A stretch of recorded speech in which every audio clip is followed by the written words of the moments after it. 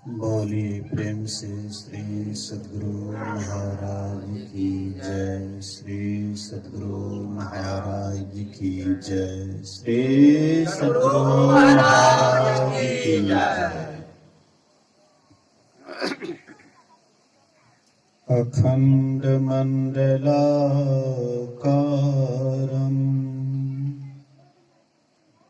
व्याप्तं येन चराचरम् तत्पदं दर्शितं येन तस्मै श्री गुरुवे नमः। धन्य धन्य सतगुरु सुखदो महिमा कही ना जाए।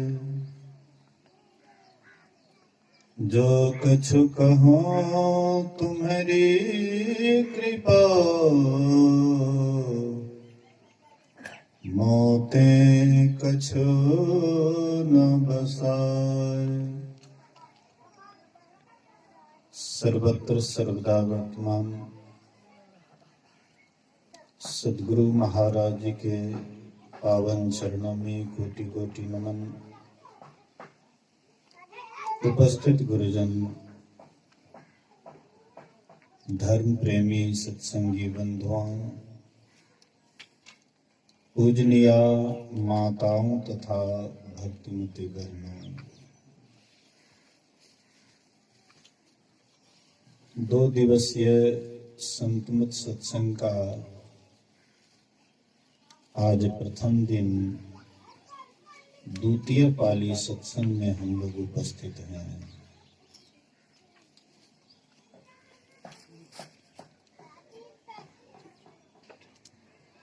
श्री रामचरितमानस से पाठ सुन रहे थे। पूर्वाहन कालीन सत्संग योग का पाठ किया जाता है और अपराह्न कालीन रामचरितमानस सार सटीक का पाठ किया जाता है। रामचरितमानस के रचयिता गोस्वामी तुलसीदास जी है। रामचरितमानस में 3 बातों की प्रधानता है। जिस ग्रंथ में ये 3 बातें होती हैं वह ग्रंथ संसार में विशेष प्रसिद्ध होता है। वह 3 बात है रोचक, भयानक, यथार्थ। रोचक, सुनने में अच्छा लगे, सुनने में आपको प्रिय लगे, रोचक। भयानक, कोई ऐसी घटना है जो सुन करके बड़ा भयावह बुझाता है, भयानक बुझाता है।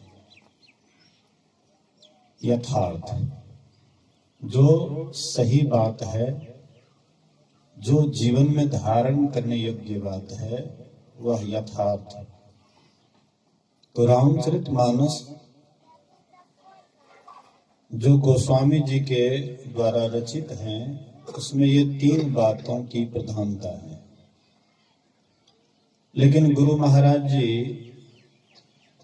रोचक, भयानक को छोड़ दिए, यथार्थ वाला बात लिए, जो अपने जीवन में उतारने योग्य बात है, जिससे हमारा परम कल्याण हो सकता है। ऐसे ऐसे सार बात को ले लिए, इसलिए इसका नाम रखा गया सार सटीक। सार बात का संग्रह, सार सटीक। और उसी सार सटीक से अभी हम लोग पाठ सुन रहे थे। पाठ में हम लोगों ने सुना भगवान राम और लक्ष्मण सीता जी के साथ पंचवटी में निवास कर रहे हैं। वनवास में हैं, तो वनवास में हैं तो वहां पर क्या बात होनी चाहिए? तो जो जैसे व्यक्ति होता है एकांत पा करके वह उसी तरह का बात छेड़ता है, बात करते हैं। संसारिक आदमी जब एकांत स्थान में जाता है तो वे संसारिक बात को छेड़ते हैं। काम, क्रोध, लोभ, मोह, ईर्ष्या, द्वेष, मतलब विकार और एकांत में उसका भड़क जाता है, विशेष हो जाता है। और उसी जगह पर कोई संत होते हैं या भगवंत होते हैं, एकांत पा करके उनके अंदर में आत्मानुसंधान का विचार आता है कि आत्मा क्या है, परमात्मा क्या है, जीव क्या है, ब्रह्म क्या है, माया क्या है, संत क्या होते हैं, असंत क्या होते हैं। ये सारी बातें आपस में होते रहता है। तो वहां पर भी राम भगवान भगवंत के अवतार, लक्ष्मण जी ये भी शेषनाग के अवतार, दोनों ज्ञानी पर ज्ञानी। तो फिर संसारिक बात क्या करेंगे? उनको संसारिक बात करना शोभा देगा? तो वे लक्ष्मण जी भी एकांत पा करके भगवान श्री राम से पूछते हैं कि प्रभु जीव क्या है, ब्रह्म क्या है, माया क्या है?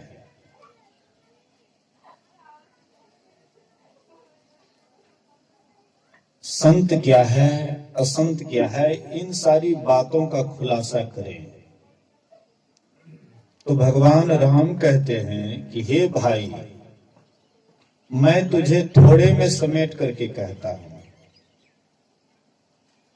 माया क्या है, इसके संबंध में माया का खुलासा करते हैं भगवान श्री राम।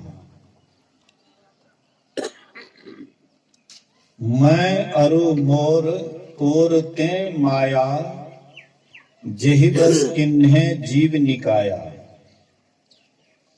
मैं और मेरा, तैं और तेरा, यही माया है जो सब जीवों को अपने अधीन करके रखा है, अपने बस में करके रखा है। कहते हैं ना, ये मेरा है, यह मैं हूं, शरीर को ही मैं मानते हैं। मैं शरीर हूं, अक्सर यही हम लोग मन में धारण किए हुए रहते हैं, मैं शरीर हूं। अगर मैं शरीर नहीं हूं, कहने के लिए तो भले ही कह देते हैं कि हम शरीर नहीं हैं, हम आत्मा हैं। थोड़ा बहुत सत्संग में जाते हैं, थोड़ा बहुत ये ज्ञान हो जाता है, लेकिन गहराई में ये ज्ञान नहीं जाता है, ऊपरी ऊपर रहता है। और इसीलिए शरीर ज्ञान में रहने के कारण हम लोग जो नहीं कर्म करने का वो भी कर्म करने लग जाते हैं। अगर सही में, हकीकत में अगर हम शरीर ज्ञान से ऊपर उठ जाएं तो हमसे तो गलती कभी होगा ही नहीं। जागृत में तो कोई बातें नहीं, कि सपना में भी नहीं होगा गलती, लेकिन केवल मुंह से बोल लेते हैं, मुंह से कह देते हैं कि हम आत्मा हैं, लेकिन गहराई तक नहीं जाते हैं, शरीर को ही मैं मानते हैं।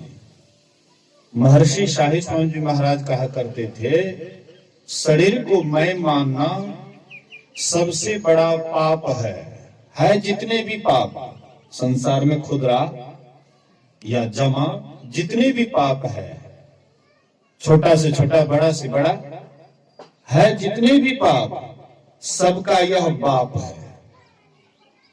सब पापों का सरदार मालिक कौन है? तो शरीर को मैं मानना। तो शरीर को ही हम लोग मैं मान बैठे हैं, इसलिए दिन रात माया के चक्कर में पड़े हुए रहते हैं। दिन रात शरीर संसार की व्यवस्था में लगे रहते हैं। इसलिए भगवान राम कहते हैं, हे भाई, मैं और मेरा, यह मैं शरीर हूं और मेरा यह धन दौलत कुटुंब परिवार ये मेरा है। मैं अरुमोल तोर ते माया, ये तुम्हारा है। हाँ, तू है, तुम्हारा यह है। भाई भाई में अक्सर प्रेम में कमी क्यों होता है? आज एक बित जमीन के लिए हम लोग आपस में भाई को भाई नहीं समझते हैं। काटने के लिए, मारने के लिए हम दौड़ जाते हैं। लेकिन वहां पर अयोध्या का राज्य भी एक समय में फुटबॉल बन गया था। फुटबॉल बन गया था अयोध्या का राज्य। अब समझिए अयोध्या का कितना बड़ा राज्य था, कितना वहां पर धन संपत्ति वैभव भरा पड़ा था। थोड़ा थोड़ा सुख के लिए हम तरसते हैं, अब वहां पर सुख का भंडार ही था। लेकिन वह अयोध्या का राज्य भी एक समय में फुटबॉल बन गया। जब भगवान श्री राम वनवास गए और भरत जी को मालूम हुआ, तो भरत जी आए तो लौटाने के लिए जाते हैं। थोड़ा स्पीकर को कम कर दीजिए, साउंड की आवाज बीच में छेड़छाड़ करते हैं, यही गड़बड़ी हो जाती है। केहन बढ़िया तरह कथी लगे छेड़े रे। बोलिए श्री सदगुरु महाराज की जय। हाँ, रहने दीजिए, कुछ छेड़छाड़ मत कीजिए, चाहे कम आवाज हो या बेसी हो। आप कितना वॉल्यूम दे दीजिएगा तो हम माइक को और उधर हटा देंगे। हम आप अपना आवाज ही कम कर लेंगे, तो क्या करिएगा, वॉल्यूम वहां देने से कम चलेगा। बोलिए श्री सदगुरु महाराज। हमें दुनिया को नहीं सुनाना है, बल्कि जो यहाँ आए हैं उनको समझाना है। और समझाएंगे क्या, आप लोग कम ज्ञानी थोड़े हैं, आप लोग भी कम नहीं हैं। आदान प्रदान ऐसे ही होता है, आपसे कुछ लेते हैं कुछ देते हैं। बोलिए श्री सदगुरु। तो भगवान राम वनवास गए, भरत जी को मालूम हुआ, ननिहाल से आए और मां से कहते हैं कि मां, भैया को नहीं देखता हूं। बोले कि भाई, तुम्हारा ही काम बनाने के लिए हमने ये सब जाल रचा। राम को 14 वर्ष के लिए वनवास और तुमको राजगद्दी। दूसरे बेटा होते तो कहते कि हाँ, ये मां मेरे लायक है कि मेरे लिए इतना कुछ कर दिए, पूरा अयोध्या का राज्य दे दिए, अब मैं चक्रवर्ती राजा बनूंगा। लेकिन वहां पर भरत जी कहते हैं कि तू कैसे समझ ली कि मैं राम को वनवास दे करके मैं आराम से गद्दी पर बैठूंगा? धिक्कार है, ऐसे मां को धिक्कार है। लोग संसार के क्या कहेंगे कि केकई को वनवास देने में भरत जी का भी हाथ है। हे ईश्वर, मेरी ऐसी भावना नहीं है। हे ईश्वर, तूने मुझे ऐसे मां के गर्भ से जन्म क्यों दिया? आज मुझे राम से विमुख होना पड़ा। गए के कौशल्या के पास और कौशल्या मां से रो रो करके सारा वृतांत कहते हैं। मां कौशल्या से कहती, मां, भगवान राम को वनवास भेजने में मेरा कुछ भी हाथ नहीं है। मां, मैं शंकर जी का कसम खा करके कहता हूं कि राम जी को वनवास भेजने में कोई हाथ नहीं। बोले कि बेटा, मैं खुद समझती हूं, तुम बिल्कुल निष्कलंक हो, इसलिए बेटा चिंता मत करो। गुरु वशिष्ठ के पास गए, उनसे भी रो करके दुखड़ा सुनाते हैं। गुरु वशिष्ठ भी कहते हैं कि पिता के आज्ञा का पालन करना ही धर्म है। राम को वनवास 14 वर्ष के लिए तुझे राजगद्दी मिला है। बोले कि नहीं, पिताजी हो सकता है मजबूर होकर के यह वचन दिए होंगे, और मैं राम के बिना कैसे राजगद्दी पर बैठ सकता हूं। मैं जाऊंगा और राम को वनवास से लौटाऊंगा।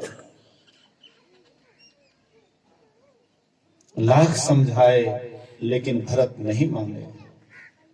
पूरा अयोध्या वासी चल देते हैं राम को मनाने के लिए। भरत जी पूरा दलबल के साथ वहां से चलते हैं। बीच में इंद्र के मन में खोटापन आ जाता है, ये तो राम जी को मना ही लेंगे और हम देवताओं का काम बिगड़ ही जाएगा, इसलिए इस तरह से माया का जाल फैलाएं ताकि भरत वहां तक नहीं जा सके। गुरुवश बृहस्पति कहते हैं कि तू ये क्या कर रहे हो। याद रखना, राम जी के साथ जो गलती करते हैं राम उसको क्षमा कर देते हैं, लेकिन राम के भक्त के साथ अगर कोई गलती करता है तो राम जी उसको छोड़ते नहीं है। इसलिए मत करो गलती, ऐसा कभी भी इस तरह का काम मत करो। तब इंद्र उसका सहयोग करने लगे, छाया बन करके, बादल बन करके, जिधर जिधर भरत जाते थे उसको छाया बन करके, उसके बैसाख जेठ की गर्मी थी, कड़ाके की गर्मी थी, एकदम बादल बन करके उसकी रक्षा करते थे।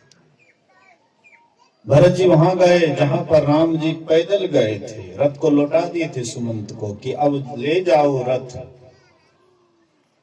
अब मैं यहां से पैदल चलूंगा। भरत जी जब वहां गए तो लोगों ने कहा कि रथ पर बैठ जाइए। बोले कि राम जी सुनते यहां से पैदल गए हैं, लेकिन मैं रथ पर जाऊंगा, ये सेवक का धर्म नहीं होता है। सिर भर जाऊं उचित असमोरा, सत्य सेवक धर्म कठोरा। सिर के बल से अगर प्रभु के पास जाऊं, यही सेवक का धर्म है, क्योंकि सेवक का धर्म सबसे कठोर होता है। इसलिए मैं अब नहीं जा सकता रथ पर बैठ करके। वहां से जब चलते हैं, आकाश में धूली उड़ रही थी। धूल को देख करके, धूल दूषित आकाश को देख करके प्रभु राम कहते हैं लक्ष्मण से, लक्ष्मण वृक्ष पर चढ़ करके देखो कि उधर से क्या आ रहा है, इतना धूल क्यों उड़ रहा है आकाश में। तो लक्ष्मण वृक्ष पर चढ़ करके देखते हैं कि वहां पर पूरा दल बल के साथ भरत जी आ रहे हैं, चतुरंगिनी सेना के साथ भरत जी आ रहे हैं। लक्ष्मण सोचे, ओ भरत जी को राजमद हो गया, अयोध्या का राज्य पा करके ये बावला हो गया। अगर मैं इसके बावला को उत्तर नहीं दिया तो मेरा नाम लक्ष्मण नहीं है। और हजारों शंकर आकर के अगर भरत जी की रक्षा करेंगे तो राम की दुहाई, अगर पूरे समर भूमि में अगर भरत दल बल के सहित अगर नहीं पछाड़ू तो मेरा नाम लक्ष्मण नहीं। जैसे ही लक्ष्मण पैर बढ़ाते हैं, आकाशवाणी होती है। बोलिए प्रेम से श्री सद्गुरु। इधर सत्संग हो रहा, उधर छनक छन हो रहा है। कम से कम सत्संग के समय में सब काम धाम छोड़ करके सत्संग सुनना चाहिए। और लोग घर के लोग हैं, सोचते हैं हम लोग ये खाएंगे पिएंगे, एकदम ऐसे मौज करेंगे। सत्संग तो साधु को काहे बुलाए। एक छोटा सा कथा सुन लीजिए। बोलिए श्री सद्गुरु। एक लकड़ी में होता है घुन्ना घुन्नी। ऐसे सत्संग हो रहा था तो घुन्नी कहती है कि पतिदेव अभी सत्संग हो रहा है, लकड़ी का घुन्ना घूमने वाला काम अभी छोड़ दीजिए, अभी ध्यान से सत्संग सुनिए। तो घूमना कहता है कि तुमको सत्संग फत्संग सुनना है तो सुनो, लेकिन हम तो लकड़ी को भूनवे करेंगे। फिर कहते पतिदेव, अरे साधु बाबा प्रवचन कर रहे हैं, ब्रह्म ज्ञान दे रहे हैं, अभी सुनना चाहिए, हम लोगों का निकृष्ट शरीर है, इसलिए कहीं सत्संग के प्रभाव से सुंदर शरीर हो जाए। इसलिए पतिदेव ये काम छोड़ दीजिए, अब ध्यान से सत्संग सुनिए। लेकिन नहीं माने।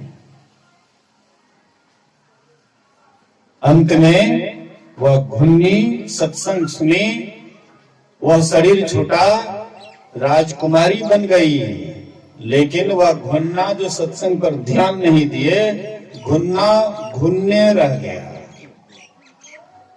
इसलिए याद कीजिएगा, सत्संग के समय में सब काम धाम में विराम देना चाहिए। कम से कम अपराहन में, पूर्वाहन में थोड़ा हो जाता है, घर गृहस्थी में रहते हैं, बाल बच्चा इधर उधर बहुत काम धाम रहता है, तो चलिए सुबह वाला में कुछ आदमी नहीं आ पाते हैं, लेकिन अपराहन के समय में सबको रहना चाहिए।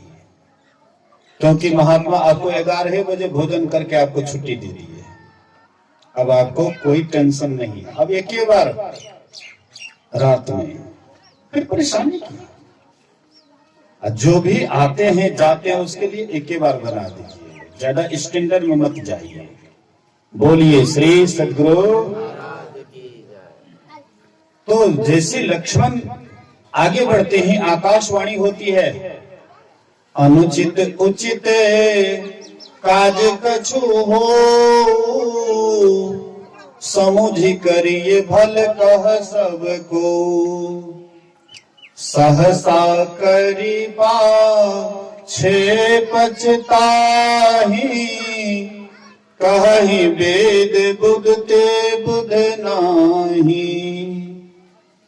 कहते हैं अनुचित हो या उचित हो, अच्छा हो या खराब हो, लेकिन सोच समझ करके कोई कर्म करना चाहिए। जो हड़बड़ा करके कोई कर्म करने लग जाते हैं, कर देते हैं, तो बाद में उसको पछताना पड़ता है। आकाशवाणी सुन करके लक्ष्मण सहम गए। इसके बाद फिर भरत जी आए, प्रभु राम के चरणों में गिर गए और कहते भैया क्षमा कर दो, इसमें मेरी कोई गलती नहीं। राम भाई गले से लगा लेते, कहते भैया मैं सब जानता हूं, इसमें तुम्हारा एक भी गलती नहीं है, इसलिए भैया क्या करोगे। ये देव का देन है, इसलिए हम लोगों को संताप नहीं करना चाहिए। आपस में बातचीत होती है। भरत जी कहते हैं कि आप और लक्ष्मण चले जाइए, राज्य का संभाल कीजिए, मैं और शत्रुघ्न वन में रह करके निवास करूंगा। राम भगवान कहते हैं कि देखो हमारे पिताजी कितने यशस्वी, तीनों लोक में उसका यश फैला हुआ है, और उनका जो वचन है उसी का पालन हम सबों को करना चाहिए। भरत जी कहते हैं कि आप चले जाइए, अयोध्या का राज संभालिए। राम भगवान कहते नहीं, तुम जाओ। और दोनों के प्रेम को देख करके गुरु वशिष्ठ, जनक जी, ये सब भी निर्णय करने में असमर्थ हैं कि क्या निर्णय दें। अंत में राम भगवान कहते हैं, हे भैया तुझे कहने में संकोच होता है, पर मजबूरी है कहना, इसलिए पिताजी का दिया हुआ वचन झुठलाने योग्य नहीं है, इसलिए तुम जाओ और मेरा ही राज्य समझ करके तुम अयोध्या को देख रेख करो, ये मेरा आदेश है। जब आदेश कह करके राम जी विवश कर देते हैं, तब भरत जी कहते हैं ठीक है, लेकिन आपका कुछ आपका प्रतिमा चाहिए, आपका आपके बदले में जिसको देख करके मैं 14 वर्ष तक रह सकूं। राम जी अपना खड़ाऊ देते हैं, वे अपना सिर पर ले लेते हैं, जाते हैं।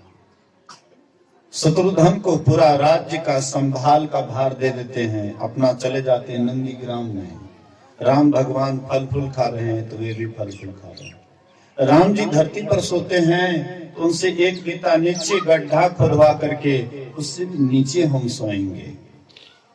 देखिए किस तरह का प्रेम, भाई भाई में प्रेम।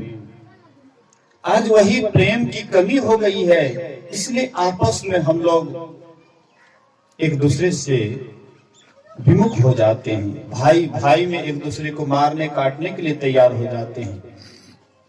इसलिए संत महापुरुष कहते हैं आपस में प्रेम करना चाहिए, आपस में प्रेम से रहना चाहिए। ये धन किसी का नहीं है, ये जमीन किसी का नहीं है। आज यह जमीन है, कल आप यहां से चले जाइएगा तो कौन कहेंगे आप ही का जमीन है। यहां से जाइएगा तो कितना आपके साथ में जाएंगे, कुछ भी नहीं जाएगा। खाली ही आए हैं, खाली ही जाना पड़ेगा। इसीलिए आपस में फिर तकरार क्यों, आपस में वैमनस्य क्यों। सब बात को हटा करके केवल एक परमात्मा रूपी धन आपके पास में, जो जितना जिनके पास में है वही धन आपके साथ में जाने वाले हैं। बाद बाकी ये सब धन यहीं पर रह जाएगा। इसलिए वह धन के लिए हम लोगों को मेहनत करना चाहिए। तो भगवान राम कहते हैं लक्ष्मण से, हे लक्ष्मण, मैं और मेरा, तय और तेरा यही माया है जो सब जीवों को अपने अधीन करके रखा है। गो गोचर जह लगी मन जाई, सो सब माया जानो भाई। गो अर्थात इंद्रियां, गोचर जहां तक विचरण करती है, जहां तक जाती है, कहते सब माया ही माया है। आंख से जहां तक देखते हैं, मन से जहां तक विचार करते हैं, बुद्धि से जहां तक विचार करते हैं, मन से जहां तक संकल्प विकल्प करते हैं, कहते सब माया ही माया है।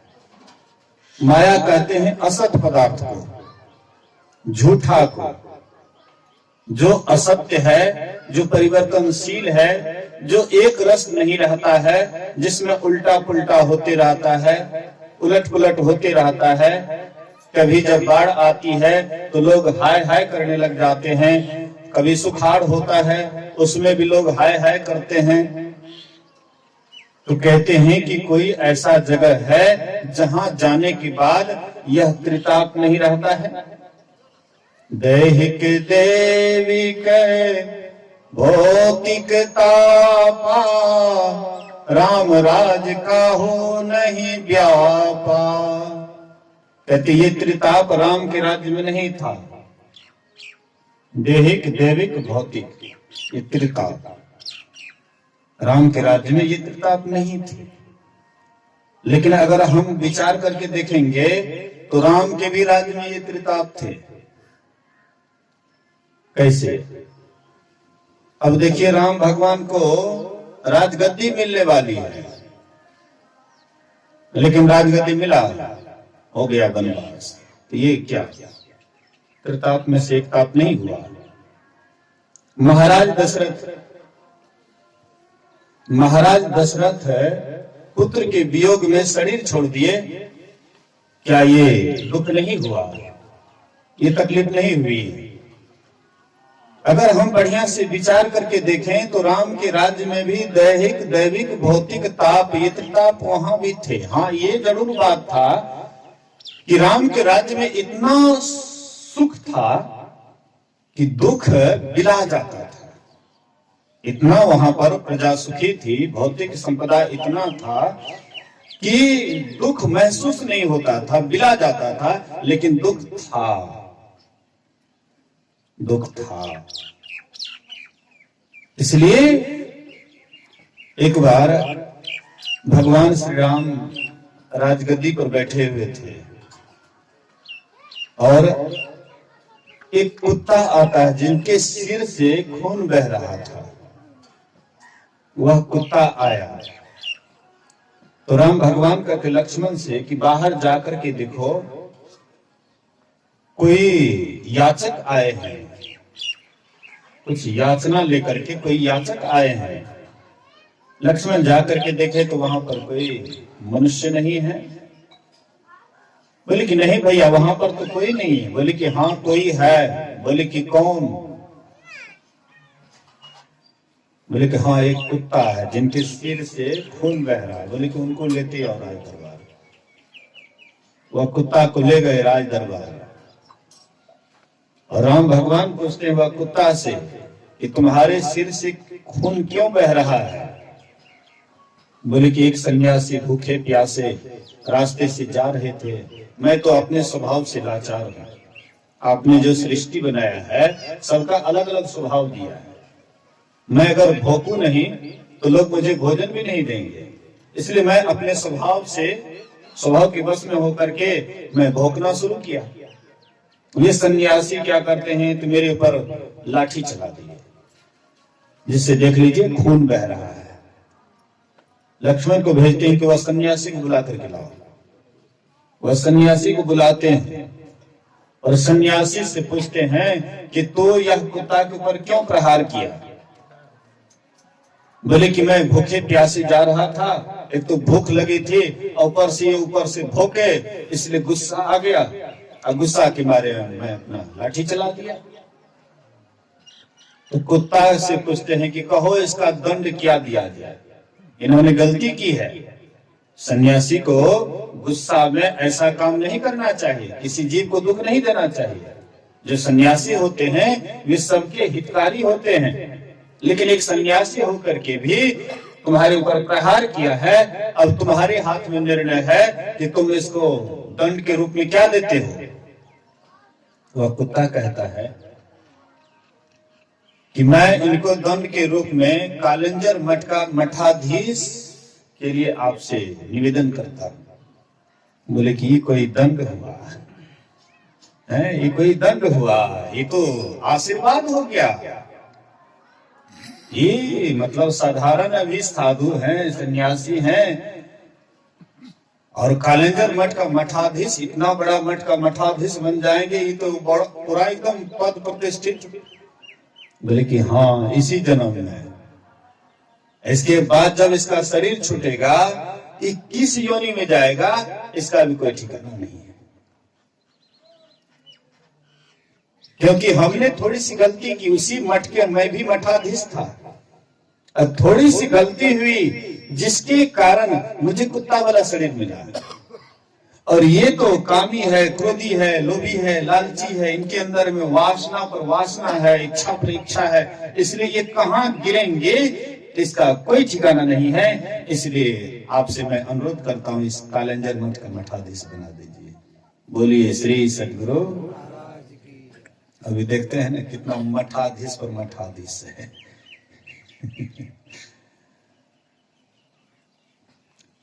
देखिए कर्म का विधान किसी को भी नहीं छोड़ेंगे, चाहे कोई भी हो, किसी मत वाले क्यों नहीं हो, किसी संप्रदाय वाले हो, गलती का पनिशमेंट तो गलती ही मिलेगा।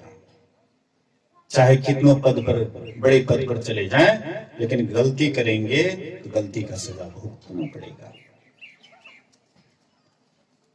तो राम के राज्य में त्रिताप नहीं था ये भी कहना गलत बात है। उनके राज्य में भी ये त्रिताप थे, लेकिन कोई ऐसा भी जगह है, राम का असली राज किसको कहते हैं? अवध। अ मतलब नहीं, बध मतलब हिंसा। जहां पर बध नहीं होता है, हिंसा नहीं होती है। क्या अयोध्या में हिंसा नहीं होती है? अयोध्या में हिंसा नहीं होती है। कितना बार बहुत हिंसा हो गए, लेकिन ईश्वर की कृपा कहिए कि कुछ ऐसा इस तरह का मतलब अभी नियम निकल गया है कि जो कई लगभग 500 सवा 500 वर्ष से विवाद चल रहा था, जिसके कारण काफी हिंसा हो रही थी, अब एक निर्णय पर आ गया ताकि अब वो हिंसा, उस तरह का हिंसा नहीं होना चाहिए, ऐसा लगता है। क्योंकि जो होना था वह हो गया। विवाद तो चल रहा था कि वे कहता था कि ये मेरा है, ये कहता था मेरा है। हिंदू कहते थे कि मेरा भगवान राम का जन्मभूमि है, मुसलमान कहते थे नहीं, ऊपर में मस्जिद बना हुआ है इसलिए मेरा जगह है। तो दोनों विवाद के कारण काफी हिंसा होती थी। लेकिन ईश्वर की मौज हुई, 525 वर्ष के बाद यह निर्णय पूरा ठोस हो गया कि नहीं, ये राम जन्मभूमि ही है। अब तो बेचारे विपक्षी को मुख मोड़ना पड़ा। एक तो निराश होगा ही, एक खुश होगा तो एक निराश होगा। सबको तो एक साथ खुश कोई भी हो नहीं कर सकते हैं। लेकिन जो सही है, हकीकत है, उस पर तो आना पड़ेगा। अब बहुत पद के कारण, कुर्सी के कारण ये विवाद को सुलझा नहीं पाते थे कि कहीं कुर्सी न छूट जाए।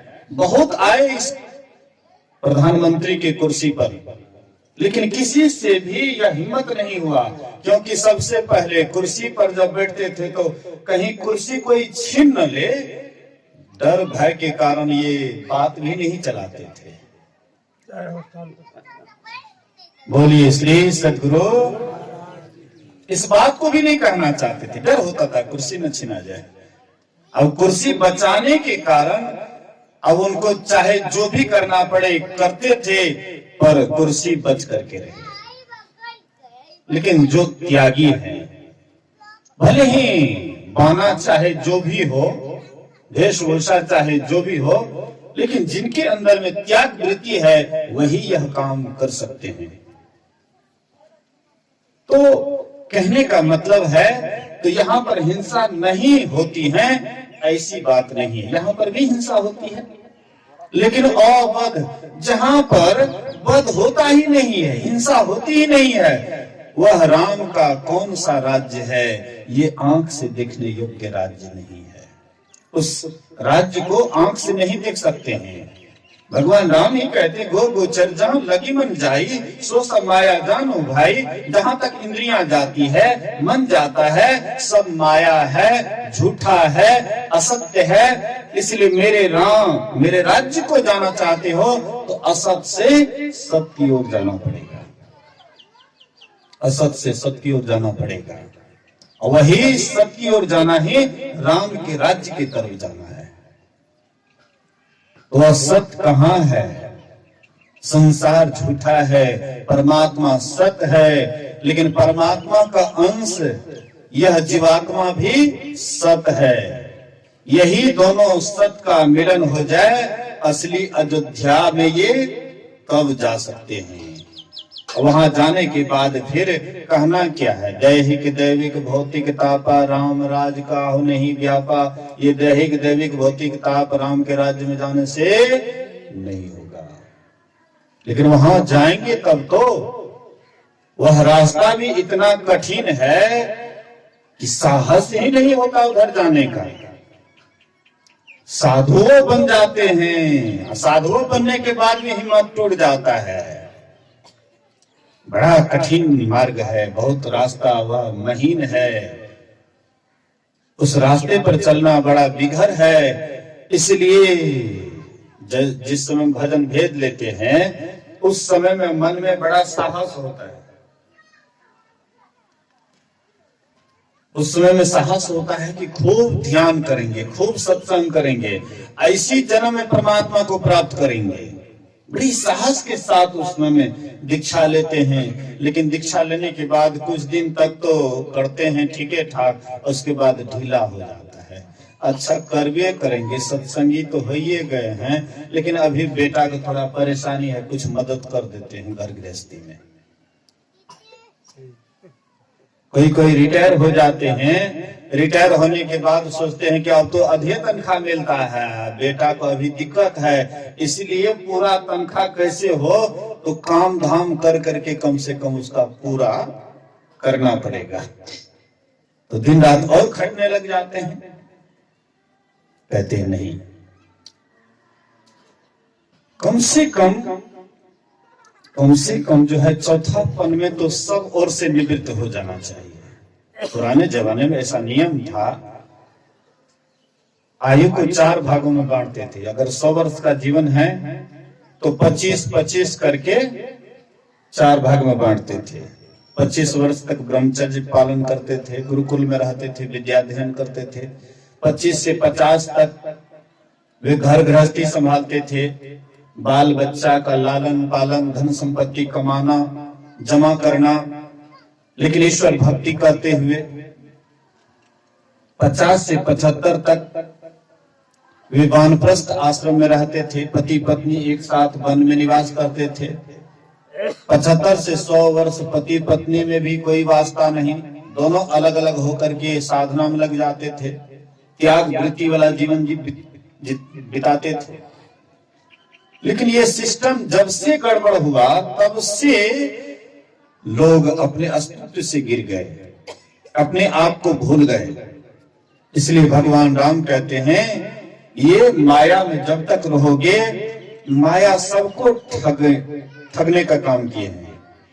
कबीर साहब कहते हैं माया महाठगी ने हम जानी, माया महाठगी ने हम जानी, तेरे गुण फांसी लिए कर डोले, तेरे गुण फांसी लिए कर डोले, बोले माधुरी बानी, माया महाठगी ने हम जानी।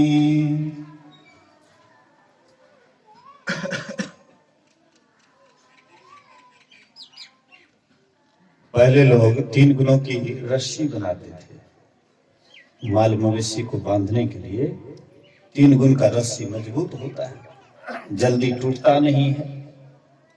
3 गुण की रस्सी, हाँ, कहती यही 3 गुणों की रस्सी माया भी बनाई हुई है और सब जीव के गर्दन में लगाई हुई है। रस्सी पकड़ पकड़ करके एकदम 84 में डालती रहती है, भेजती रहती है, तुम जाओ इधर, इधर जाओ, इधर जाओ, कहां जा रहे हो? 3 गुणों की रस्सी से सबको पकड़े हुए हैं। कबीर साहब कहते हैं माया महा ठगी न हम जानी, हम माया को समझ गए कि बड़ा ठगनी है। माया ठगनी क्या नैना चमकावे, कबीरा तेरे हाथ ना आवे। कहते हैं तू ठगनी, क्या तू आंख दिखा रही है? अब कबीर साहब तुम्हारे बस में आने वाले नहीं। जो संत हो जाते हैं वे माया को भी चुनौती दे देते हैं, लेकिन जब तक हम उधर नहीं जाते हैं ये माया के चक्कर में हम लोग फक्कड़ हो जाते हैं। आप कहते हैं नहीं हम तो बहुत बढ़िया हैं, हम तो बहुत अच्छा है, हम महात्मा हैं, हम साधु हैं, हम बैरागी हैं, हम सन्यासी हैं, लेकिन केवल मुंह से कहते हैं। अब भीतर जाओ, आंख बंद करते हैं तब पता लगता है कि कहां पर है, किस प्लेटफॉर्म पर। वही है, वही अंधकार ही अंधकार, अंधकार का साम्राज्य। कहते हैं इसके लिए संत महापुरुष कहते हैं कि इस 3 गुणों की रस्सी को कैसे त्यागोगे? राम भगवान कहते हैं लक्ष्मण से, कहिए तात सो परम विरागी। अभी पाठ किया गया, कहिए तात सो परम विरागी, तृण सम सिद्धि 3 गुण त्यागी। हे तात, उसको परम विरागी कहना चाहिए, जो 3 गुणों की सिद्धि को तृण के समान, खड़पतवार के समान त्याग देते हैं। 3 गुणों की सिद्धि को, ब्रह्मा जी के पद को, विष्णु जी के पद को और शंकर जी के पद को, ये तीनों पद को जो रद्द कर देते हैं, ये तीनों पद से जो ऊपर उठ जाते हैं। ब्रह्मा जी का काम क्या है? जन्म देना।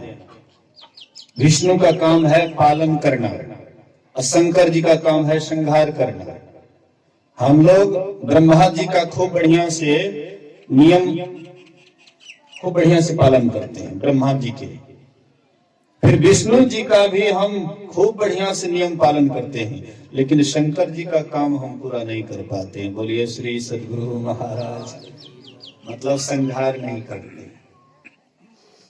बचपन से लेकर के बुढ़ापे तक हम आपका जीवन ऐसे ही मतलब धन संपत्ति बाल बच्चा के पीछे पड़ जाता है। ब्रह्मा जी का काम किए, जन्म दे दिए, बाल बच्चे का जन्म दे दिए, अब फिर पूरा जीवन उसमें लगा देते हैं विष्णु के काम में। पूरा जीवन में हमें नहीं देखवे तो क्या है थे। एक बार पार्वती जी और शिव में बातचीत होती है। शिव जी से मां पार्वती कहती हैं कि प्रभु बहुत जीव दुखी हैं संसार में, आप क्यों नहीं बुला लेते हैं अपने धाम में, ताकि वह जीव आपके पास रहेंगे, सुखी रहेंगे। आप तो संहारक हैं, सबको संहारने वाले हैं। आप ममता से ऊपर उठे, निर्ममता, कोई ममता नहीं। एक तरफ से संहार करने लग जाते शिव जी, तो बाढ़ आया तो कितने का संहार हो गया, कोई ममता हुआ? किसी के प्रेरणा से ही ये सब हो रहा है कि क्या हो रहा है? बिना प्रेरणा से हो रहा है। इतना जो कहीं कहीं पर ढेर सारा, अभी आप लोग देखते हैं थी मोबाइल में देखते हैं, बहुत संहार हो रहा है। एक देश दूसरे देश पर चढ़ाई कर दिए हैं, एक तरफ से काट रहे हैं, एक तरफ से पछाड़ रहे हैं। हम लोग कहते ऐसा नहीं होना चाहिए, ऐसा नहीं होना चाहिए। लेकिन बिना पत्ता भी, बिना उनके इशारे से हिल सकता है क्या? एक पत्ता भी अगर हिलता है तो परमात्मा के ही इशारे से। अभी विदेश देश देश में जो झगड़ा हो रहा है वह भी समझिए परमात्मा का ही मौज है, और उसकी जब तक मौज नहीं होगी एक पत्ता भी नहीं हिल सकता है। तो कैसे कह सकते हा ममता बड़ा होता है संहार करने में। हाँ, वह क्षमता नहीं आता है। हम सृजन कर देते हैं, पालन कर देते हैं, लेकिन उसको हटा नहीं सकते दिमाग से। शरीर ना तो शरीर से हट पाते हैं, ना मन से हट पाते।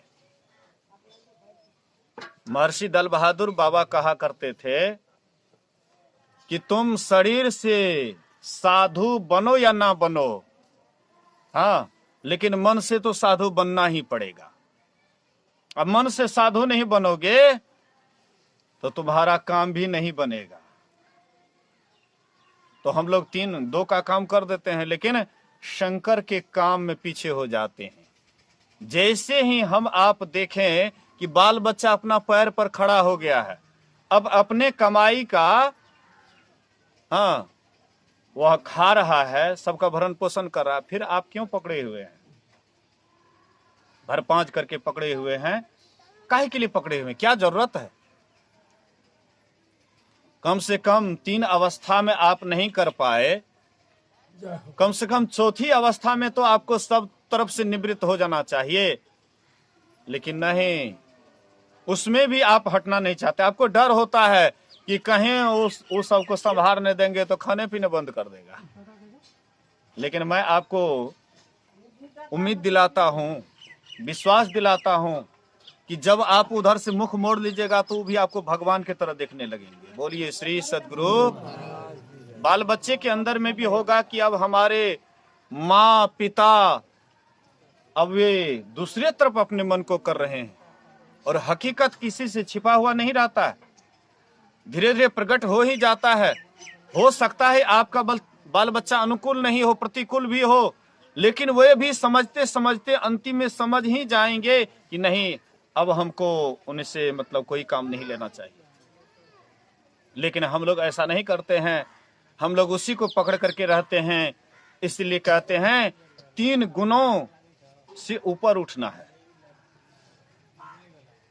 संत पलटू साहब कहते हैं, बड़ा होय ते ही पूजिए संतन किया विचार। बोलिए श्री सद्गुरु। बातचीत नहीं कीजिए अगल बगल में। बोलिए श्री सद्गुरु महाराज की जय। बातचीत नहीं कीजिए। श्री सद्गुरु महाराज की जय। तो मैं क्या कह रहा था? संत पलटू साहब की वाणी, बड़ा होय तेहि पूजिए संतन किया विचार, असंतन किया विचार ज्ञान का दीपक लिन्हा। देवता 33 कोट नजर में सबको चिन्हा, सबका खंडन किया खोज के 3 निकारा, तीनों में 2 ही सही मुक्ति का एके द्वारा। पलटू प्रथमे संत जन दूजे हैं करतार, अब बड़ा होए तेहि पूजिए संतन किया विचार। संतों ने विचार किया जो सबसे बड़े हैं उसकी पूजा करो, उसकी अर्चना करो। तो बड़े कौन हैं? कहते हैं देवता 33 कोटि, मतलब जो है 33 करोड़ देवी देवता हैं, तो उसमें कौन बड़े हैं? तो इसकी परीक्षा कैसे हो? भृगु मुनि को इसके लिए भेजा गया कि आप जांच करें कि ये त्रिदेव में कौन बड़े हैं। तो भृगु मुनि गए ब्रह्मा जी के पास, उल्टा पुल्टा बोले। ब्रह्मा जी गुस्सा करके कहते, अरे तू उल्टा पुल्टा बोलता है, रुको। भृगु जी समझ गए कि ब्रह्मा जी में भी कुछ कमी है, इसलिए वहां से आगे बढ़ते हैं शिव जी के पास। उसको भी उल्टा सीधा कुछ से कुछ बोलने लगे। शिव जी भी गुस्से में आकर के त्रिशूल उठा लिए, बोले कि रुक जाइए। वहां से गए विष्णु भगवान के पास, और विष्णु भगवान लेटे हुए थे नाग के सैया पर। ये गए जोर से लात मारते हैं। विष्णु भगवान उनके चरण को पकड़ लिए और हाथ से उनके तलवा को सहलाने लगे। कहते मुनिवर, आप ब्राह्मण हैं, आपका चरण बड़ा कोमल है और मेरा छाती कठोर है, कहीं आपके चरण में चोट तो नहीं लग गया?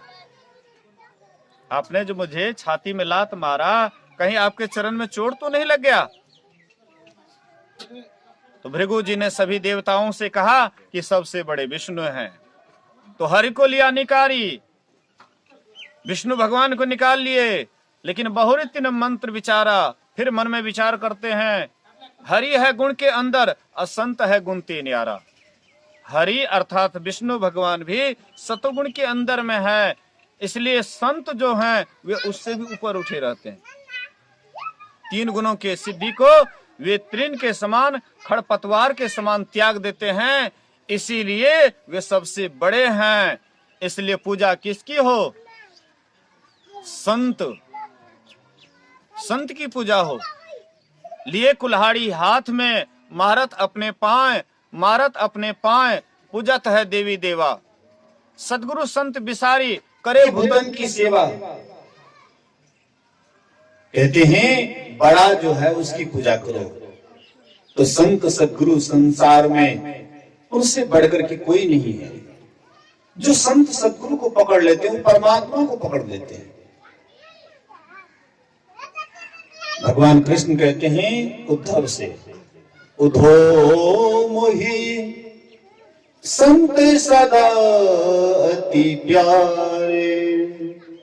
हे उद्धव, संत मुझे सदा से प्यारे हैं। जहां जहां संत जाता है मैं उसके पीछे पीछे जाता हूं। चरण धूलि निज अंग लगाऊं, उनके चरण से जो धूलि उड़ती है उसको मैं अपने शरीर से लगाता हूं। मतलब यह माया से ऊपर उठना चाहते हैं, माया को अपने अधीन करना चाहते हैं, तो संत के चरण को पकड़ें, उनसे सदयुक्ति जान करके साधना करेंगे तो माया को भी आप पछाड़ देंगे।